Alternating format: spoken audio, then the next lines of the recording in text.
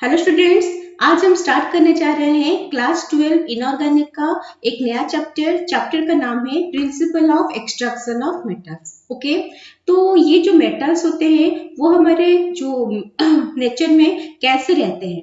कुछ मेटल्स से जैसे हो गया हमारा क्या गोल्ड हो गया, प्लेटिनम हो गया, ये सारे जो मेटल्स है वो एज सच रहते हैं, लेकिन बाकी के जो सारे मेटल्स होते हैं वो कॉम्बाइंड फॉर्म में रहते हैं। कॉम्बाइंड फॉर्म मतलब ऑक्साइड हो सकता है, सल्फाइड हो सकता है, कार्बोनेट हो सकता है, सिलिकेट हो सकता है। ठीक है, कुछ एक फॉर्म में वो रहते हैं इन नेचर। सो ये जो डिफरेंट फॉर्म रहता है, डिफरेंट कॉम्बाइंड स्टेट रहता है कोई भी मेटल का, जिसमें वो अवेलेबल रहता है हमारे नेचर में, उसी को हम मिनरल्स बोलते हैं। ठीक है, तो हम यहाँ पे डेफिनेशन लिख लिया है। मिनरल्स क्या होता है? मिनरल्स में be defined as the combined state in which a metal occurs naturally in a crust of earth।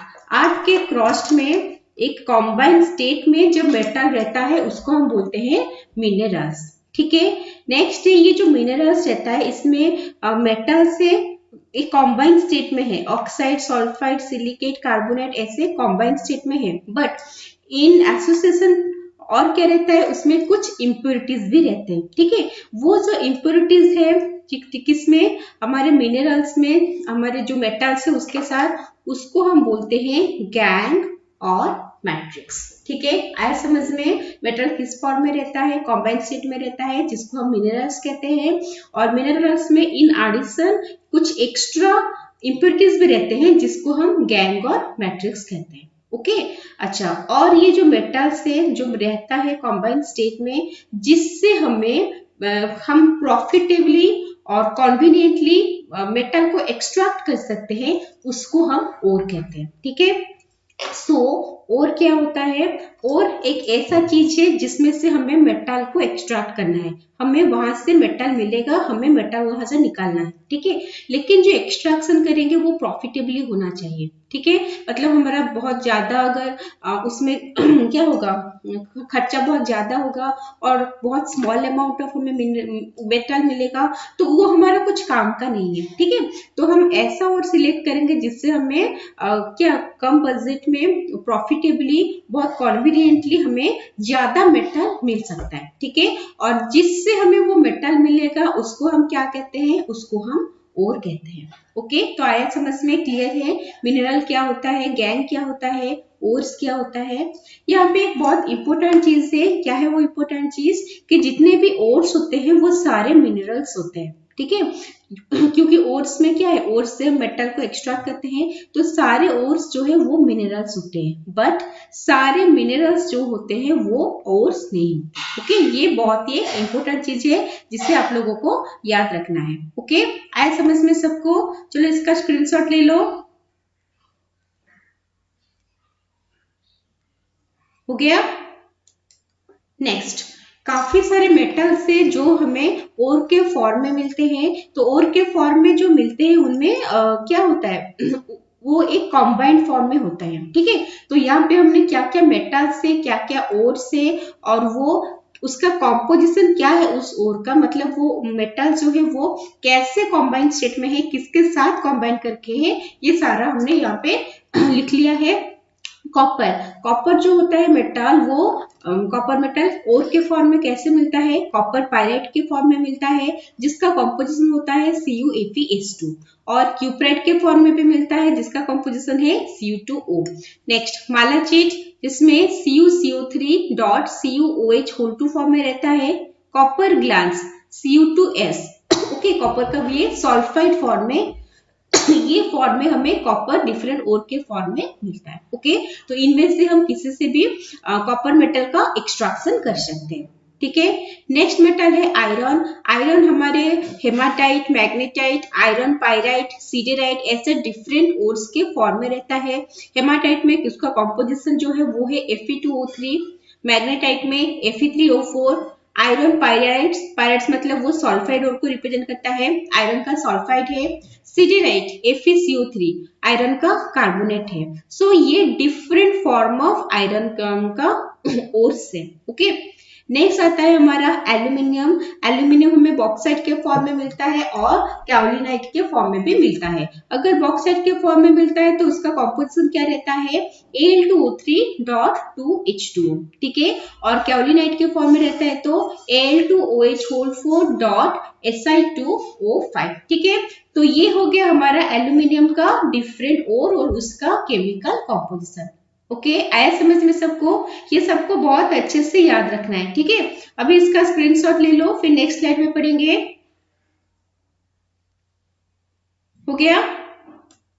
Next metal है हमारा जिंक। जिंक का क्या क्या और प्रेजेंट है, जिंक ब्लेंड और उसको हम स्पेरेलियाइट भी बोलते हैं, ठीक है। और ये जो है ये हमारा सल्फाइड और है जिंक का, ZnS इसका केमिकल कॉम्पोजिशन है। नेक्स्ट एक और है, वो है कैलामेन, जो कि जिंक का कार्बोनेट है और उसका कॉम्पोजिशन है ZnCO3।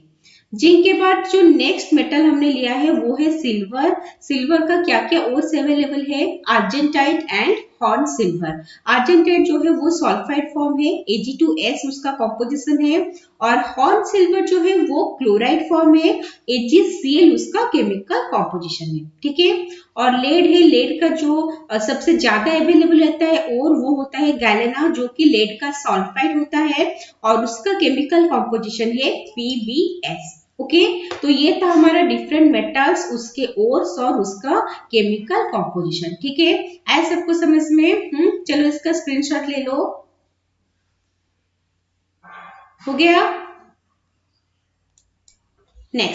नेक्स्ट है एक्सट्रैक्शन ऑफ मेटल्स। ये जो ओर्स होते हैं जिसमें मेटल्स हमारे जो है वो कॉम्बाइंड फॉर्म में रहते हैं अलोंग विद सम इम्प्योरिटीज, तो वहां से हमें मेटल को एक्सट्रैक्ट करना रहता है, ठीक है। तो हम मेटल को कैसे एक्सट्रैक्ट करेंगे, मतलब क्या करेंगे, वो जो प्रोसेस है जिसमें हमें ओर से मेटल को एक्सट्रैक्शन करना है, एक पर्टिकुलर ओर से हम मेटल को एक्सट्रैक्ट करेंगे, उस प्रोसेस को हम बोलते हैं मेटलर्जी। ओके, तो आया समझ में? मेटलर्जी क्या है? It is the process of extraction of a metal from a particular ore. एक पर्टिकुलर ओर, जैसे हमने मैग्नेटाइट ले लिया तो वहां से हम आयरन एक्सट्रैक्ट करेंगे, गैलेनिया ले लिया तो वहां से लेड एक्सट्रैक्ट करेंगे, ठीक है। अगर गैलेना लेंगे तो वहां से हमें आयरन नहीं मिलेगा, ओके।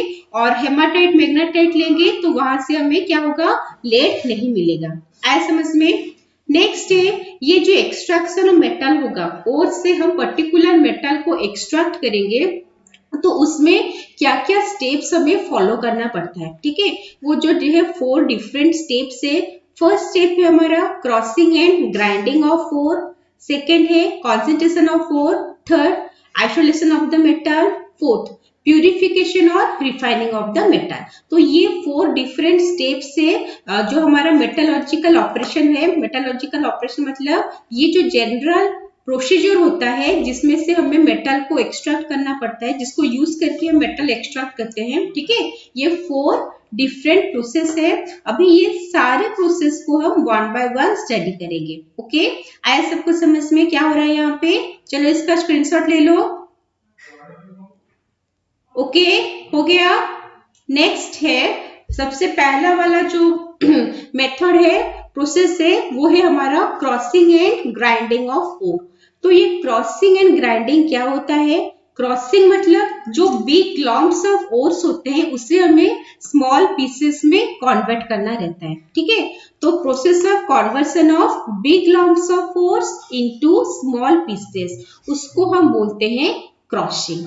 नेक्स्ट है ग्राइंडिंग। ग्राइंडिंग क्या है? ग्राइंडिंग तो पता है, घर में तो ग्राइंडिंग होता है। क्या करते हो, वो बहुत ही छोटे छोटे पार्टिकल्स में कन्वर्ट हो जाता है। मतलब ये जो क्रॉसिंग से हमें स्मॉल पीसेस ऑफ ओट्स मिला है उसको हमें पाउडर फॉर्म में कन्वर्ट करना है, ठीक है। तो conversion of small pieces of oats into powder form, इसको हम बोलते हैं ग्राइंडिंग और पॉल्वराइजेशन। ओके, आया समझ में? ये क्या होता है प्रोसेस? जो स्मॉल पीसेस ऑफ ओट्स से उससे हमें पाउडर फॉर्म में कन्वर्ट करना है। और ये कन्वर्सन कैसे करते हैं हम? ये कन्वर्सन हम करते हैं with the help of a ball mill or stamp मिल, ठीक है। आया समझ में? पहले बिग लॉम्प्स ऑफ ओर था, फिर स्मॉल पीसेस में कन्वर्ट हुआ, जिस प्रोसेस को हमने क्रॉसिंग किया कहा, और फिर वो स्मॉल पीसेस ऑफ ओर जो है वो हमारा पाउडर फॉर्म ऑफ ओर में कन्वर्ट हो रहा है, जिसको हम ग्राइंडिंग और पल्वराइजेशन कहते हैं। ठीक है, तो ये हो गया हमारा जो फर्स्ट स्टेप था, crossing and grinding of ores. आया समझ में? नेक्स्ट जो सेकेंड प्रोसेस है वो है concentration of ores. Concentration of ores मतलब जो हमें जो ग्राइंडिंग फॉर्म में मतलब पाउडर फॉर्म में जो ओर मिला उसमें काफी सारे इम्प्योरिटीज रहते हैं। ठीक है, उस इम्प्योरिटीज को हमें रिमूव करना रहता है। तो ये जो प्रोसेस है जिससे हम ओर से इम्प्योरिटीज को रिमूव करते हैं, उस प्रोसेस को हम बोलते हैं कॉन्सेंट्रेशन ऑफ ओर्स। ओके, तो जो रिमूवल ऑफ इम्प्योरिटीज रहता है ओर से, उसको हम बोलते हैं कॉन्सेंट्रेशन ऑफ ओर्स और ओर ड्रेसिंग। ठीक है, आया समझ में? और ये जो कॉन्सेंट्रेशन ऑफ ओर्स है मतलब ओर्स से हम इम्प्योरिटीज रिमूव करने वाले हैं, उसके लिए हम काफी सारे वेज है जिसको हमें फॉलो करना पड़ता है। तो वो क्या क्या है? एक है हमारा ग्रेविटी सेपरेशन और levigation method, second froth flotation method, third magnetic separation, fourth leaching और केमिकल सेपरेशन। तो ये सारे मेथड जो है अब हम वन बाय वन स्टडी करेंगे। स्क्रीनशॉट ले लो इसका। हो गया? नेक्स्ट सबसे फर्स्ट जो मेथड है वो है हमारा ग्रेविटी सेपरेशन मेथड। तो नाम से ही पता चल रहा है ग्रेविटी सेपरेशन मतलब हम यहाँ पे ओर से क्या करेंगे ना, इम्प्योरिटी को सेपरेट करेंगे यूजिंग ग्रेविटी। ओके, ग्रेविटी को यूज करके सेपरेट करेंगे। तो ग्रेविटीज को यूज करके कैसे सेपरेट करेंगे? देखो इसमें क्या होता है, सबसे पहला चीज हमें जानना है कि ये मेथड हम फॉलो कब करते हैं। ओके, ये मेथड हम फॉलो तब करते हैं जब वो इम्प्योरिटीज है वो ओर से लाइटर होता है। ओके, ये जो गैंग और इम्प्योरिटीज है दैट इज लाइटर देन ओर, जब वो ओर से लाइटर होता है उसी केस में हम ग्रेविटी सेपरेशन मेथड को फॉलो करते हैं। ओके, और ये जो ग्रेविटी सेपरेशन मेथड फॉलो होता है उसके लिए हम एक स्पेशल डिजाइंड टेबल यूज करते हैं जिसका नाम है विल्फ्ले टेबल। ओके, क्या यूज करते हैं? विल्फ्ले टेबल। तो कौन कौन से ऐसे ओर्स से जिसको हम ग्रेविटी सेपरेशन मेथड से जिसमें से हम इम्प्योरिटी को रिमूव करते हैं, वो है हमारा oxides ores of iron, tin, gold, silver etcetera. Okay, और ये होता कैसा है? बहुत ही इजी मेथड है। हम क्या करते हैं ना, जो पाउडर ओर है उससे वॉश करते हैं with a stream of running water. एक स्ट्रीम ऑफ रनिंग वाटर रहता है जिसमें हमें पाउडर ओर को वॉश करना पड़ता है। इससे क्या होता है, जो हेवियर पार्टिकल्स होता है, हेवियर पार्टिकल्स कौन है यहाँ पे? देखो हमने ऊपर पढ़ा हुआ है जो इम्प्योरिटीज है they are lighter than ores. इसका मतलब जो ओर से, जो हमारे मेटल से दे आर हैवियर, और लाइटर कौन हो गया? इम्प्योरिटी हमारा लाइटर हो गया। तो यहाँ पे जो हेवियर पार्टिकल्स होते हैं वो नीचे सेटल डाउन हो जाते हैं। ठीक है, दे सेटल डाउन, हेवियर है तो ऑफकोर्स सेटल डाउन होंगे। और फिर जो लाइटर इम्प्योरिटीज होते हैं वो लाइट इम्प्योरिटीज क्या करेंगे? वो फ्लो अवे हो जाएंगे, क्योंकि हमने यहाँ पे रनिंग वाटर ले रखा है तो लाइट है तो ऊपर रहेगा। ओके, ऊपर आ जाएगा तो क्या होगा? वो धीरे से फ्लो होके, धीरे से मतलब वो फ्लो होके वहां से चला जाएगा और नीचे ड्यू टू ग्रेविटी हमारे जो हेवियर और पार्टिकल्स से वो सेटल हो जाएंगे। ठीक है, तो ये है हमारा ग्रेविटी सेपरेशन मेथड। आया सबको समझ में कैसे क्या हो रहा है? बहुत ही इजी मेथड है। ओके, सो जो नेक्स्ट मेथड है वो है हमारा फ्रॉथ फ्लोटेशन मेथड। सबसे पहले हम पढ़ेंगे कि ये मेथड हम यूज कब करते हैं। ये मेथड हम यूज तब करते हैं जब हमें रिमूव करना है gangue from sulphide ore. Okay, कुछ मेटल्स जो है वो सल्फाइड के फॉर्म में अवेलेबल रहते हैं नेचर में। ओके, और वो जो सल्फाइड्स ओर होते हैं उनमें से अगर हमें इम्प्योरिटी या गैंग को रिमूव करना है तो सिर्फ उसी केस में ही हम फ्रॉथ फ्लोटेशन मेथड को यूज करते हैं। ठीक है, तो ये मेथड में कौन कौन से हमारे जो ओर से वो मतलब इस मेथड में हम उसके इम्प्योरिटीज को रिमूव करते हैं, जितने भी सॉल्फाइड ओर से, जैसे कॉपर पायराइट, ये हो गया हमारा कॉपर का सॉल्फाइड हो गया, गैलेना ये लेड का सॉल्फाइड हो गया, जिंक ब्लेंड ये जिंक का सल्फाइड हो गया, ठीक है। तो ये डिफरेंट ओर से जिसको हम जो सल्फाइड ओर से उससे हम इम्प्योरिटीज को रिमूव करते हैं using froth flotation method. Okay, इसका स्क्रीनशॉट ले लो। हो गया। नेक्स्ट, ये जो फ्रॉथ फ्लोटेशन मेथड है वो कौन से प्रिंसिपल के ऊपर बेस्ड है, ठीक है। कौन से प्रिंसिपल के ऊपर बेस्ड है, देखो ये है बेस्ड है between the difference in wetting qualities of gangue and sulphide ore particles with water and oil. हम यहाँ पे कौन से बेसिस पर ये कर रहे हैं, जो डिफरेंस है किसका, वेटिंग क्वालिटीज का, वाटर और ऑयल दोनों प्रेजेंट रहेंगे, ठीक है। इनमें से कौन किस में वेट हो रहा है, गैंग किस में वेट हो रहा है, ठीक है, और जो सल्फाइड ओर है उसको किसने वेट किया, उसके बेसिस के ऊपर, उसका डिफरेंस के ऊपर बेस्ड करके हमारा फ्रॉथ फ्लोटेशन मेथड जो है वो वर्क करता है। ओके, तो एग्जैक्टली इसमें होता क्या है, देखो जो ओर पार्टिकल्स से वो they are wetted by oil and जो गैंग और आर्दी पार्टिकल्स से they are wetted by water. तो यहाँ पे ओर पार्टिकल को कौन वेट करता है, ऑयल वेट करता है, और जो गैंग और आर्दी पार्टिकल है उससे कौन वेट करता है, वाटर वेट करता है, ठीक है। तो हम करते क्या है, एक बिग टैंक, एक बड़ा सा टैंक लेते हैं जिसमें इम्प्योर क्रॉस्ड ओर रहता है, वाटर रहता है, और ऑयल में हम पाइन ऑयल और यूकैलिप्टस ऑयल लेते हैं, कोई दूसरा ऑयल नहीं लेते, ठीक है। तो हमारा इम्प्योर ओर मिल गया, वाटर मिल गया, ऑयल मिल गया, और हमें पता है, क्या पता है कि ओर को कौन वेट करेगा, ऑयल वेट करेगा, ठीक है, और जो हमारा गैंग है उसको कौन वेट करेगा, उसको वाटर वेट करेगा। तो बिग टैंक में हमने ये सारी चीजों को ले लिया, फिर यहाँ पे एयर देंगे, अंडर प्रेशर हम एयर को ब्लो करेंगे। ओके, अंडर प्रेशर हम उस टैंक में एयर को ब्लो करेंगे, उससे क्या होगा, उससे फ्रॉथ का फॉर्मेशन होगा, ठीक है। फ्रॉथ फॉर्मेशन होगा मतलब एयर है वो ऑयल के साथ मिलके फ्रॉथ फॉर्मेशन, फोम फॉर्म करेगा। उसके बाद क्या होगा, वो जो फोम जब बन गया, फोम कहाँ रहता है, वो अंदर रहता है क्या लिक्विड का, नहीं, वो कहाँ आता है, वो सरफेस के ऊपर आ जाता है, ठीक है। उसके बाद वो फोम क्या करता है ना, वो सरफेस के ऊपर आ जाएगा। ओके, फोम किसके वजह से बना है, ऑयल के वजह से बना है। ओके, ऑयल किसको वेट करता है, और पार्टिकल्स को वेट करता है। इसका मतलब क्या है, इसका मतलब हमारा जो फोम का फॉर्मेशन हुआ उसमें कौन रहेगा, फोम ऑयल की वजह से हुआ है, और ऑयल किसको वेट कर रहा है, और पार्टिकल को। इसका मतलब ये है कि हमारे फोम में क्या है ना, फोम में और पार्टिकल्स जो है वही रहेंगे, ठीक है। जो सरफेस के ऊपर फोम चला गया, किसको लेके चला गया, और पार्टिकल्स को लेके चला गया। ओके, जब वो ऊपर चला गया तो धीरे धीरे क्या होगा, वो टैंक का अदर साइड को ट्रांसफर हो जाएंगे। अभी ऊपर है ना, तो धीरे धीरे वो अदर साइड को ट्रांसफर हो जाएंगे, get transfer to another side of tank. Okay, आया समझ में अभी तक क्या हो रहा है, चलो इसका स्क्रीनशॉट ले लो। नेक्स्ट, तो हमारा जो और पार्टिकल्स था वो फोम के साथ टैंक का अदर साइड को क्या हुआ, ट्रांसफर हो गया, ठीक है। अभी क्या बचा है, अभी गैंग बचा है।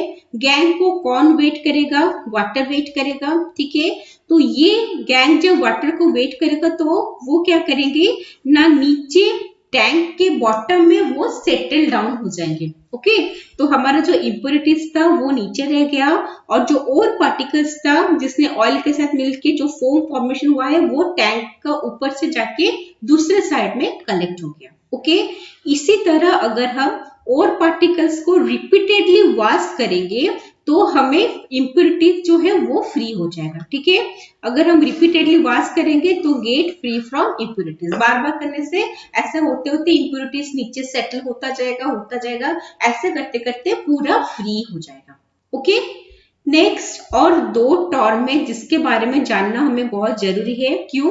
क्योंकि फ्रॉथ के फॉर्मेशन में उनका काफी रोल है। ठीक है, क्या है वो दोनों? एक होता है हमारा स्टेबिलाईजर, दूसरा होता है हमारा डिप्रेशन। ओके, स्टेबिलाईजर क्या होता है? फ्रॉथ को स्टेबिलाईज करने के लिए हम कुछ कंपाउंड को ऐड करते हैं, ठीक है, जिसको स्टेबिलाईजर बोला जाता है। ओके, तो फ्रॉथ को स्टेबिलाईज करने के लिए कुछ कंपाउंड को ऐड करते हैं जिसको स्टेबिलाईजर कहा जाता है। इसका एग्जांपल है एनिलीन, क्रिसॉल। ये सब अगर हम ऐड करेंगे तो हमारा जो फ्रॉथ है वो स्टेबल होगा। ओके, तो और कुछ चीजें हैं और कुछ सब्सटेंस है जिसको अगर हम ऐड करेंगे तो फ्रॉथ का फॉर्मेशन जो है वो सप्रेस हो जाएगा। आ रहा है समझ में? फ्रॉथ का फॉर्मेशन जो है वो सप्रेस हो जाएगा, जिसको हम बोलते हैं डिप्रेसेंट। आया समझ में? तो डिप्रेसेंट क्या होता है? The substance which is used to suppress the formation of froth. Okay, froth का फॉर्मेशन को सप्रेस करने के लिए हम जिसको यूज करते हैं वो हो गया हमारा डिप्रेसेंट। तो इसका हमने एक छोटा सा एग्जांपल ले रखा है। जैसे मान लो हमें जिंक सल्फाइड और लेड सल्फाइड को सेपरेट करना है, ठीक है, एक दूसरे से सेपरेट करना है। तो हमने क्या किया, यहाँ पे small amount of sodium cyanide NaCN को ऐड किया, जो कि एक डिप्रेशेंट है। ओके, तो ये कैसे वर्क करता है अभी उसको देखते हैं। देखो, तो ये जो हमने ZnS और PbS लिया है, ओके, तो यहाँ पे जो जिंक सल्फाइड है वो सोडियम साइनाइड के साथ रिएक्ट करता है। जिंक सल्फाइड यहाँ पे है, सोडियम साइनाइड के साथ रिएक्ट करके एक सॉल्युबल कॉम्प्लेक्स फॉर्म करता है। ओके, और अगर सॉल्युबल कॉम्प्लेक्स फॉर्म करेगा तो क्या होगा? तो अभी जो जिंक सल्फाइड है वो फ्रॉथ फॉर्मेशन नहीं कर पाएगा। क्यों? क्योंकि अगर रहता तो फ्रॉथ फॉर्मेशन कर लेता, क्योंकि सोडियम साइनाइड उसके साथ कंबाइन कर लिया है और एक करके उसको सॉल्युबल कॉम्प्लेक्स बना दिया है, तो अभी वो और फ्रॉथ फॉर्म नहीं करेगा। ठीक है, और क्या बचा? ZnS और PbS, zinc sulphide, lead sulphide हमने दोनों ले रखा है। ओके, तो इसको लेने से क्या होगा? जिंक सल्फाइड तो सॉल्युबल कॉम्प्लेक्स बना लिया, बाकी क्या बचा? PbS, lead sulphide. और ये जो लेड सल्फाइड है वो सोडियम साइनाइड के साथ रिएक्ट नहीं करता। ओके, क्योंकि वो सोडियम साइनाइड के साथ रिएक्ट नहीं करता तो क्या होगा? वो ऊपर चला जाएगा, फ्रॉथ फॉर्मेशन करेगा, फिर दूसरे टैंक में चला जाएगा और हम उसको यहाँ पे सेटल कर लेंगे, मतलब कलेक्ट कर लेंगे। ऐसे समझ में? हमारे पास जिंक सल्फाइड और लेड सल्फाइड है। हमने जिंक सल्फाइड को फ्रॉथ फॉर्मेशन करने से रोक लिया small amount of sodium cyanide use करके, जिसने सॉल्युबल कॉम्प्लेक्स फॉर्म किया और उसको फ्रॉथ फॉर्मेशन से मतलब क्या रोक लिया। ठीक है, तो वो क्या होगा? वो सॉल्युबल हो गया। बाकी कौन बचा है? लेड सल्फाइड बचा है, PbS, जो कि सोडियम साइनाइड के साथ रिएक्ट ही नहीं करता। क्योंकि वो रिएक्ट नहीं करता तो वो क्या करेगा? कॉम्प्लेक्स नहीं बनाएगा, तो इजीली फ्रॉथ फॉर्मेशन करेगा और फिर दूसरे कंटेनर में चला जाएगा, जहां पे हम उसको कलेक्ट करके फर्दर प्रोसेसिंग के लिए सेंड कर सकते हैं। ठीक है, ऐसे सबको समझ में कैसे क्या हो रहा है? चलो लिख लो, इसे स्क्रीनशॉट ले लो इसका। ओके, जो नेक्स्ट मेथड हम पढ़ने वाले हैं वो है मैग्नेटिक सेपरेशन मेथड। तो इस मेथड में क्या होता है, जैसे नाम से पता चलता है कि मैग्नेटिक प्रॉपर्टी किसी का रहना चाहिए। ओके, किसका रहना चाहिए मैग्नेटिक प्रॉपर्टी? आइदर और का रहना चाहिए या फिर गैंग, जो हमारा इम्प्योरिटी है उसका रहना चाहिए। ठीक है, तो इसमें आइदर और गैंग दोनों में से किसी एक का मैग्नेटिक प्रॉपर्टी रहना जरूरी है, ताकि हम उसे मैग्नेटिक सेपरेशन मेथड से सेपरेट कर पाए। ठीक है, तो यहाँ पे एग्जांपल लेते हैं हम क्रोमाइट का। क्रोमाइट जो ओर है वो है हमारा FeCrO2, ठीक है, जो कि एक मैग्नेटिक ओर है। और यहाँ पे जो गैंग है वो गैंग मतलब जो इम्प्योरिटी प्रेजेंट है that is non magnetic in nature. उसी तरह और एक है और कैल्साइट और टिन स्टोन, SnO2 इसका केमिकल फॉर्मूला होता है। That ore is non magnetic ore. Okay, but उसका जो इम्प्योरिटी होता है tungstates of iron and chromium उसमें एज इम्प्योरिटी प्रेजेंट रहते हैं, उनका जो प्रॉपर्टी है they are magnetic in nature. ठीक है, तो यहाँ पे और जो है वो नॉन मैग्नेटिक है, लेकिन जो इम्प्योरिटी है वो हमारा मैग्नेटिक है। ओके, तो अगर कोई भी एक हमारा मैग्नेटिक प्रॉपर्टी का रहा तो हम उसको इस मेथड से सेपरेट कर सकते हैं। ठीक है, तो इसमें हमें करना क्या है, एज ए डायग्राम सोच, डायग्राम में क्या है, जैसे दो व्हील्स जैसा है, ठीक है, पुलिस है, और यहाँ पे हमारा इस जगह से हम और कौन सा और जो powder impure form of ore है उसको हम यहाँ पे डालते हैं। ठीक है, डालने से क्या होता है, जैसे पुली हमारा जो रोटेट करता है ये और उसी तरह उस बेल्ट के ऊपर आता है। ठीक है, आने के बाद यहाँ साइड में देखो, यहाँ पे ये हमारा क्या है, ये हमारा मैग्नेटिक रोलर है। तो मैग्नेटिक रोलर के कांटेक्ट में जब आता है तो हमें तो पता है इन हमारे पास जो दो सब्सटेंस है, एक और है दूसरा इम्प्योरिटी है, दोनों में से एक जो है वो मैग्नेटिक प्रॉपर्टी का है, दूसरा नॉन मैग्नेटिक प्रॉपर्टी का है।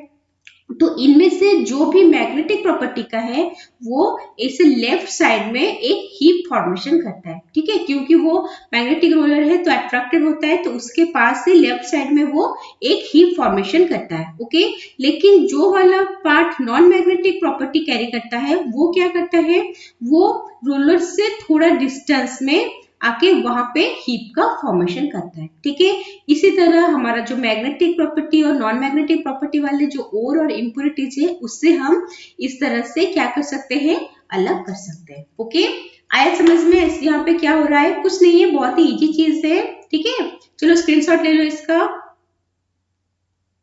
हो गया। नेक्स्ट, जो नेक्स्ट मेथड हम फॉलो करने वाले हैं वो है लीचिंग। ये लीचिंग क्या होता है, it is a chemical reaction method. ठीक है, इसमें हम क्या करते हैं, एक इम्प्योर ओर लेते हैं और इम्प्योर ओर के साथ हम एक स्वीटेबल रिएजेंट देके उसको ट्रीट करते हैं। ठीक है, वो जो स्वीटेबल रिएजेंट है this may be N acid और मे बी अ बेस। तो इम्प्योर ओर में जब हम वो स्वीटेबल रिएजेंट यानी कि एसिड और बेस डालेंगे तब क्या होगा, तब जो ओर के पार्टिकल्स है वो डिजॉल्व होगा। तो यहाँ पे जो स्वीटेबल लिखा है, ये स्वीटेबल का मतलब क्या है, स्वीटेबल का मतलब ऐसा रिएजेंट है जिसमें ओर को डिजॉल्व होना है। ठीक है, जिसमें ओर डिजॉल्व हो सकता है, वही हमारा स्वीटेबल रिएजेंट है।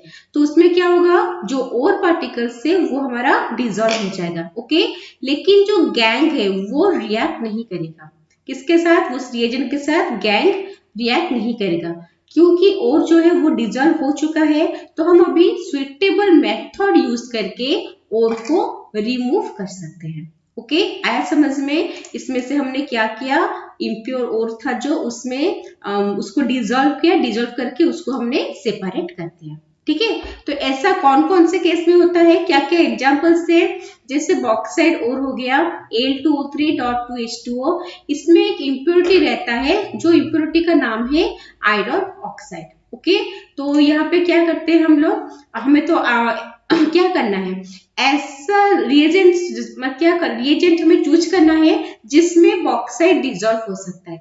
ठीक है, तो हमने क्या चूज किया, हमने सोडियम हाइड्रोक्साइड चूज किया। तो यहाँ पे एल्यूमिनियम ऑक्साइड जो है मिनरल्स वो प्रेजेंट है, जिसमें हमने सोडियम हाइड्रोक्साइड जो कि एक बेस है, वाटर, ठीक है, वाटर मीडियम के प्रेजेंस में उसको रिएक्शन किया। रिएक्शन करने से क्या हुआ, हमारा जो और पोर्शन है एल्यूमिनियम ऑक्साइड वो डिजॉल्व हो गया, किसमें, उस बेस जो है सोडियम हाइड्रोक्साइड उसमें डिजॉल्व हो गया, और डिजॉल्व होने के बाद वो एक कॉम्प्लेक्स फॉर्मेशन कर रहा है। ठीक है, तो क्योंकि कॉम्प्लेक्स फॉर्मेशन कर लिया तो वो वाला पार्ट जो है उसमें हमारा और रह गया, और बाकी जो इम्प्योरिटी है वो भी अलग प्रेजेंट है। ठीक है, अभी हमने क्या किया, जो डिजॉल्व पार्ट है उसको अलग कर लिया है और उसमें हमने वाटर से डाइल्यूट किया। ठीक है, किसको, जो कॉम्प्लेक्स फॉर्मेशन हुआ था जिसमें और प्रेजेंट है उसको हमने वाटर से डाइल्यूट किया। तो उससे क्या होता है ना, उससे हमारा जो एल्यूमिनियम हाइड्रोक्साइड प्रेसिपिटेट है, एल्यूमिनियम हाइड्रोक्साइड जो है वो प्रेसिपिटेट के फॉर्म में निकल जाता है, और सोडियम हाइड्रोक्साइड जो हमने बेस लिया था स्टार्टिंग में वो हमें वापस मिल जाता है। ठीक है, तो आए समझ में कैसे क्या होता है। तो ये लीचिंग में काफी सारे ओर्स होते हैं डिफरेंट मेटल्स के, जिसको हमें डिफरेंट केमिकल रिएक्शन में पुट करना है। ओके, मतलब हर मेटल के लिए डिफरेंट रिएक्शन हमें चूज करना है। ओके, आए समझ में क्या हो रहा है, चलो इसका स्क्रीनशॉट ले लो, हो गया। ओके, नेक्स्ट जो सबसे इम्पोर्टेंट चीज है कि यहाँ पे एल्यूमिनियम हाइड्रोक्साइड जो है वो हमें एज ए प्रेसिपिटेट मिलता है, ठीक है। लेकिन हम क्या करते हैं ना, हम थोड़ा फ्रेशली प्रिपेयर्ड एल्यूमिनियम हाइड्रोक्साइड इसमें ऐड करते हैं। ऐसा क्यों करते हैं? जो हम freshly prepared aluminium hydroxide use करते हैं उस प्रोसेस को सीडिंग कहा जाता है। ऐसा करने का जरूरत क्या है? देखो, तो जो हमने फ्रेशली प्रिपेयर्ड एल्यूमिनियम हाइड्रोक्साइड लिया वो एक न्यूक्लियर के हिसाब से काम करता है, ठीक है। वो एक न्यूक्लियर के हिसाब से काम करता है। उसके ऊपर क्या होता है ना, जो एल्यूमिनियम हाइड्रोक्साइड न्यू फॉर्म हो रहा है उसके क्रिस्टल्स उसी न्यूक्लियस के ऊपर डिपोजिट होते जाते हैं। ऐसा हो के हमारा जो एल्यूमिनियम हाइड्रोक्साइड है वो फॉर्मेशन होता है, ठीक है। क्योंकि हम उसको ले रहे हैं एज ए न्यूक्लियर, वो काम कर रहा है, तो उस प्रोसेस को हम बोल रहे हैं सीडिंग। और जब हम वो प्रिपेयर हो जाएगा उस प्रेसिपिटेट को हम फिल्टर कर लेंगे और फिल्टर करके ड्राई कर लेंगे। एल्यूमिनियम हाइड्रोक्साइड जो है वो हमारा क्या था, ये हमारा प्रेसिपिटेट है और उसको हम ड्राई करेंगे, फिल्टर करके ड्राई करेंगे 1473 केल्विन टेम्परेचर में, जिससे हमें एल्यूमिना जो कि हमारा रिक्वायर्ड है, जो हमें चाहिए डिजायर्ड प्रोडक्ट है, वो मिल गया। Okay, along with 3 molecules of water, ठीक है। आया समझ में क्या हो रहा है? तो ये था हमारा बॉक्साइट ओर के लिए। नेक्स्ट हम क्या करेंगे ना, देखेंगे कि गोल्ड, इस मेथड में हम गोल्ड को कैसे क्या रिएक्शन करते हैं लीचिंग प्रोसेस में। देखो, अगर गोल्ड है तो गोल्ड को हमें क्या करना है, सोडियम साइनाइड के साथ रिएक्ट करना है इन presence of oxygen and water. Okay, तो इस केस में क्या होता है ना, गोल्ड जाके सोडियम साइनाइड के साथ मिलके एक सॉल्युबल कॉम्प्लेक्स फॉर्म करता है along with potassium hydroxide as by product, ठीक है। इसके बाद क्या होगा, जो सॉल्युबल कॉम्प्लेक्स फॉर्म हुआ है उसको रिएक्शन हुआ है, उसको हम रिएक्ट करेंगे विथ जिंक, ठीक है। तो सॉल्युबल कॉम्प्लेक्स से मतलब ये हमारा क्या पार्ट हुआ, ये हो गया हमारा जिसमें ओर प्रेजेंट है, ठीक है। बाकी का जो इम्प्योरिटी है वो भी अलग हो गया। अभी इस सॉल्युबल कॉम्प्लेक्स से हमें अपना ओर को वापस निकालना है, तो हम क्या करेंगे ना, वो जो सॉल्युबल कॉम्प्लेक्स है उसको जिंक के साथ रिएक्ट कराएंगे, इससे और एक सॉल्युबल कॉम्प्लेक्स फॉर्म होगा। लेकिन उस सॉल्युबल कॉम्प्लेक्स में हमारा जो डिजायर्ड मेटल है, जो गोल्ड हमारा डिजायर्ड मेटल है, वो उस कॉम्प्लेक्स में पार्टिसिपेट नहीं करेगा, ठीक है। सोडियम जिंक ये मिलके सॉल्युबल कॉम्प्लेक्स बनाते हैं साइनाइड के साथ, और जो गोल्ड है वो एज प्रेसिपिटेट रिमूव हो जाता है, ठीक है। आया समझ में? तो हमें ये रिएक्शंस याद रखना है कि हम जब बॉक्साइड ओर लेंगे तो हमें क्या क्या केमिकल रिएक्शंस फॉलो करना है। जब हमें गोल्ड का क्या करना है, गोल्ड को निकालना है, तो हम उसमें क्या क्या केमिकल रिएक्शन फॉलो करेंगे। ओके, आया समझ में कैसे क्या हो रहा है? चलो स्क्रीनशॉट ले लो इसका। हो गया? नेक्स्ट, तो अभी जो नेक्स्ट पॉइंट हम डिस्कस करेंगे वो है आइसोलेशन और एक्सट्रैक्शन ऑफ मेटल्स, ठीक है। यहाँ पे हम क्या करेंगे, यहाँ पे हम मेटल को एक्सट्रैक्ट करेंगे। तो ये एक्सट्रैक्शन ऑफ मेटल जो है ये हमें क्या करना है, कॉन्सेंट्रेटेड ओर जो हमें मिला है, कॉन्सेंट्रेटेड ओर सेकेंड स्टेप से, उससे हमें आइसोलेट करना है। और हम कैसे आइसोलेट करेंगे, उसके लिए 2 प्रोसेस है। फर्स्ट प्रोसेस है conversion of concentrated ore to oxide form, ठीक है। फर्स्ट स्टेप में जो कॉन्सेंट्रेटेड ओर है, जिससे हमने इम्प्योरिटी को रिमूव कर दिया है, उस ओर को हम कॉन्सेंट्रेटेड ओर बोलते हैं, ठीक है। तो उस कॉन्सेंट्रेटेड ओर को हमें ऑक्साइड फॉर्म में कन्वर्ट करना है फर्स्ट स्टेप में। सेकेंड स्टेप में हम क्या करेंगे ना, उसी ऑक्साइड फॉर्म जो है ऑक्साइड ओर, उसको हम कन्वर्ट करेंगे मेटालिक फॉर्म में। तो फर्स्ट क्या था, फर्स्ट हमने क्रॉसिंग एंड ग्राइंडिंग किया था, फिर उसको इम्प्योरिटी उससे निकाला था। अभी क्या करेंगे ना, अभी हम उसी कॉन्सेंट्रेटेड ओर जिससे इम्प्योरिटी निकल गया है उसको ऑक्साइड में कन्वर्ट करेंगे, ठीक है। तो फर्स्ट है ऑक्साइड में कन्वर्शन। तो ऑक्साइड में कन्वर्ट करने के लिए हम 2 प्रोसेस यूज कर सकते हैं। First one is calcination, second one is roasting. तो ये कैल्सिनेशन क्या होता है, कैल्सिनेशन में हम ओर को हीट करते हैं below its melting point in absence of air. तो ये 2 पॉइंट इंपोर्टेंट है, below its melting point and in absence of air. Air के एब्सेंस में उसका मेल्टिंग पॉइंट के नीचे की तक हम उसको हीट करते हैं। ठीक है, तो इसका स्क्रीनशॉट ले लो। हो गया। नेक्स्ट, तो अगर हम उसको below its melting point heat करेंगे in absence of air, then what are the changes, क्या क्या चेंजेस होता है। देखो, फर्स्ट चेंजेस जो होता है कि जो मॉइस्चर है वो रिमूव हो जाता है, और मॉइस्चर रिमूव होने से वो जो हमारे मॉलिक्यूल्स है वो ड्राई हो जाते हैं। ठीक है, कुछ हाइड्रेटेड मॉलिक्यूल्स भी होते हैं जिसमें वाटर ऑफ क्रिस्टलाइजेशन प्रेजेंट रहते हैं, वो भी रिमूव हो जाते हैं। ठीक है, तो फर्स्ट हमने लिया है Al2O3.2H2, जब उसको हम हीट करेंगे वाटर मॉलिक्यूल यहाँ रिमूव हो गया है, और ये हमारा एल्यूमिना Al2O3 अभी हमारे पास प्रेजेंट है। ठीक है, नेक्स्ट हमने लिया है लिमोनाइट। लिमोनाइट में Fe2O3.3H2 उसका केमिकल फॉर्मूला होता है। जब हम उसको हीट करेंगे 3 वाटर मॉलिक्यूल जो है वो रिमूव हो जाएगा, Fe2O3 फेरिक ऑक्साइड हमें मिल जाएगा। ठीक है, अच्छा, और कुछ भी ओर्स होते हैं जैसे कार्बोनेट्स, और उनको अगर हम हीट करेंगे तो फिर वो ऑक्साइड फॉर्म में कन्वर्ट हो जाते हैं। जैसे हमने यहाँ पे जिंक कार्बोनेट लिया, जिंक कार्बोनेट को हीट करेंगे, ये तो हमें पता है अगर हम कार्बोनेट को हीट करेंगे तो एक हमें ऑक्साइड मिलता है, दूसरा कार्बन डाइऑक्साइड मिलता है। ये तो कॉमन है, क्लास 10 में करके आए हो। ठीक है, तो जिंक ऑक्साइड है, कार्बन डाइऑक्साइड मिल गया। उसी तरह अगर लेड कार्बोनेट को हीट करेंगे, ऑफकोर्स लेड ऑक्साइड मिलेगा और कार्बन डाइऑक्साइड मिलेगा। ठीक है, और हमने यहाँ पे और एक लिया है डोलोमाइट, जिसमें CaCO3 MgCO3 दोनों प्रेजेंट है। तो जब इसको हम हीट करेंगे तो हमें कैल्शियम का ऑक्साइड मिलेगा, और क्योंकि कैल्शियम कार्बोनेट प्रेजेंट है। मैग्नीशियम का ऑक्साइड मिलेगा क्योंकि मैग्नीशियम कार्बोनेट प्रेजेंट है, along with 2 molecules of carbon dioxide. Okay, ऐसे समझ में कैसे क्या हो रहा है, इजी है। चलो स्क्रीनशॉट ले लो। नेक्स्ट, तो ये था हमारा कैल्सिनेशन। हमने पढ़ा था हम आइदर कैल्सिनेशन फॉलो कर सकते हैं या फिर रोस्टिंग कर सकते हैं। ठीक है, कैल्सिनेशन क्या था, heating of the ore below its melting point in absence of air.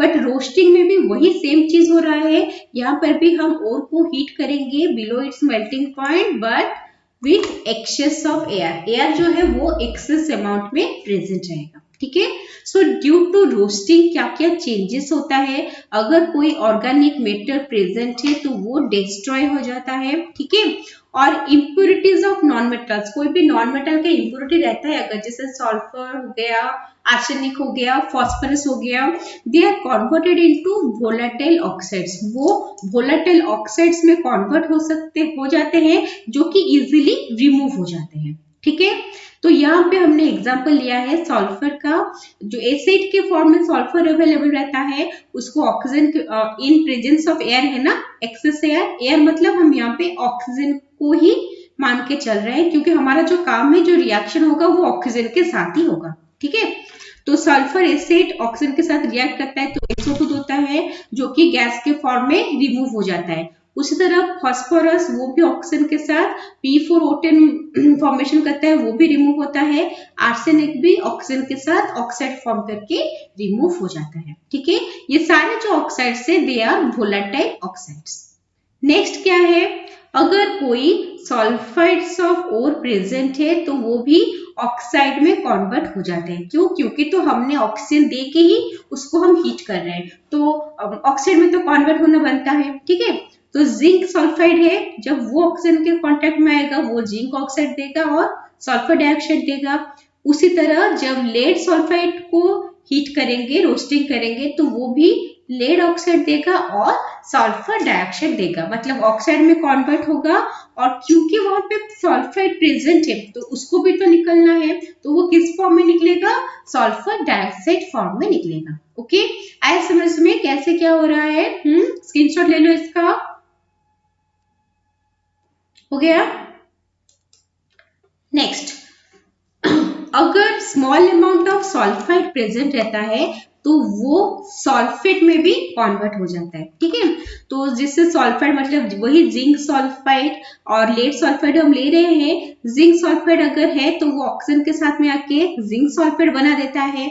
उसी तरह अगर लेड सल्फाइड है तो वो ऑक्सीजन के कांटेक्ट में आके लेड सल्फाइड फॉर्मेशन करता है। ठीक है, तो इसी तरह अगर कोई सल्फाइड स्मॉल अमाउंट में प्रेजेंट है then it is converted into sulphates. Okay, और क्या है, ये जो रोस्टिंग हुआ कि इससे पहले हमने पढ़ा कैल्सिनेशन, ये कहाँ पे कैरिड आउट होता है, they are carried out in reverberatory furnace. Okay, reverberatory furnace में हम इसको कैरी आउट करते हैं। तो दोनों को एक ही जगह पे हम कैसे कैरी आउट कर सकते हैं, कैल्सिनेशन जो है वो इन एब्सेंस ऑफ एयर उसको करना है, रोस्टिंग जो है उसको in presence of excess air करना है। तो ये कैसे होगा ना, रिवर बैरेक्टरी फर्नेस में काफी सारे होल्स होते हैं, ठीक है। तो जब हम कैल्सिनेशन करेंगे मतलब इन एब्सेंस ऑफ एयर हमें कंडक्ट करना है, तो हम उस टाइम में क्या करेंगे ना, होल्स को क्लोज कर देंगे। ओके, और जब हमें एक्सेस ऑफ एयर चाहिए उस टाइम में हम होल्स को कंप्लीटली ओपन कर देंगे, ठीक है। होल्स जो है उसको क्लोज कर देंगे ड्यूरिंग कैल्सिनेशन और कंप्लीटली ओपन करेंगे ड्यूरिंग रोस्टिंग। तो इसी तरह एक ही रिवर बैरेक्टरी फर्नेस में हम बोथ कैल्सिनेशन भी कर सकते हैं और रोस्टिंग भी कर सकते हैं। ओके, आए समझ में कैसे क्या हो रहा है, ठीक है। तो ये हमारा क्या पढ़ रहे थे हम, ये हमारा था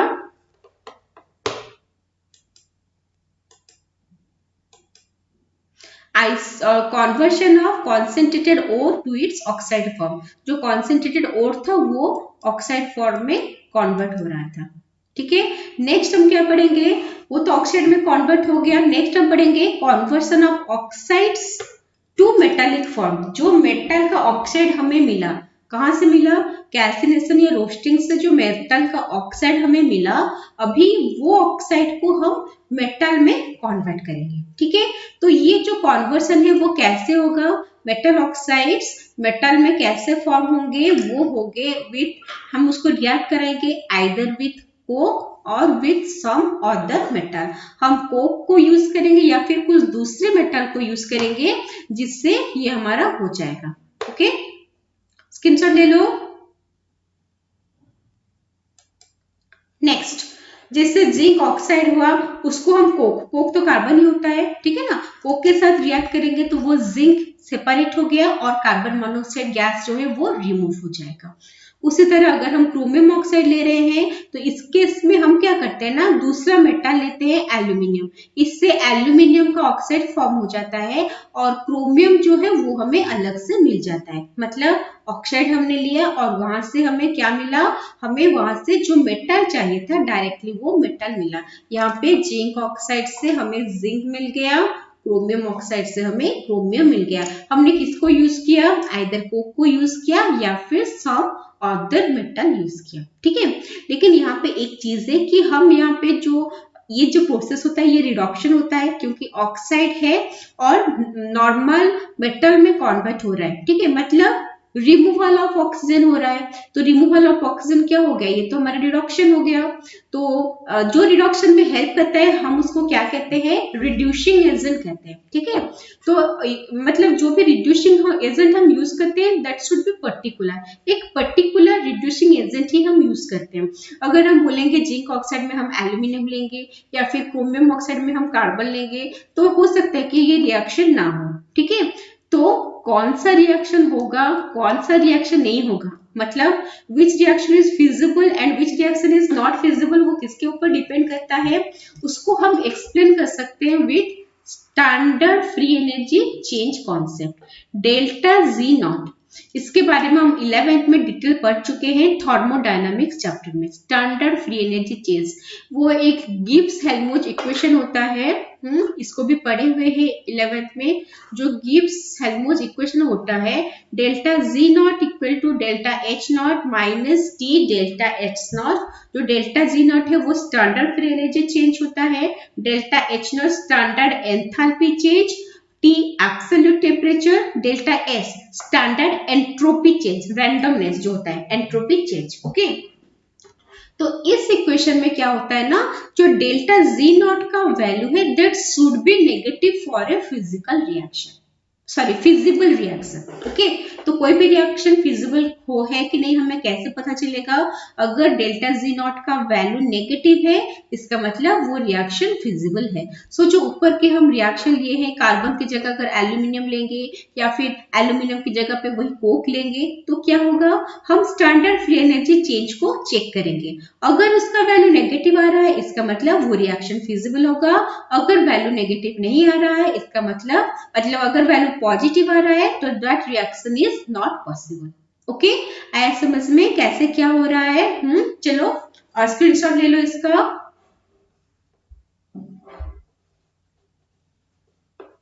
हो गया?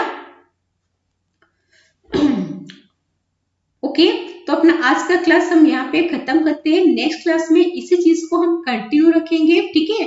प्यूरिफिकेशन और रिफाइनिंग ऑफ द मेटल को पढ़ेंगे। सो तब तक माइंडफुली पढ़ाई करते रहो। ओके।